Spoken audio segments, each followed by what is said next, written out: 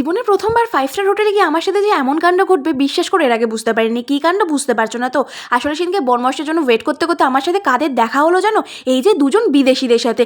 আর তাদের গায়ের রং দেখে আমি তো মুগ্ধ হয়ে শুধু তাদের দিকেই তাকিয়েছিলাম। আসলে এমন গায়ের রং তো আর আমাদের কপালে জুটবে না, তাই মনের ব্যথা মনে রেখে সোজা চলে গেলাম তোমাদের দাদাভাইয়ের সাথে তার পুরো হোটেলটা ঘুরে দেখতে। সত্যি বলতে চারিপাশের অ্যাম্বিয়েন্স এত আর এত মনোরম ছিল, আমার তো ওখানেই চোখ আটকে যাচ্ছিলো। যেখানে যাচ্ছিলাম সেখানেই যেন থমকে যাচ্ছিলাম। তবে যাই হোক, পুরো হোটেলটা ঘুরে দেখা তো একদিনে পসিবল নয়, তবে যেটুকু পেরেছিল তোমাদের দাদাভাই আমাদেরকে ঘুরে দেখিয়েছিল।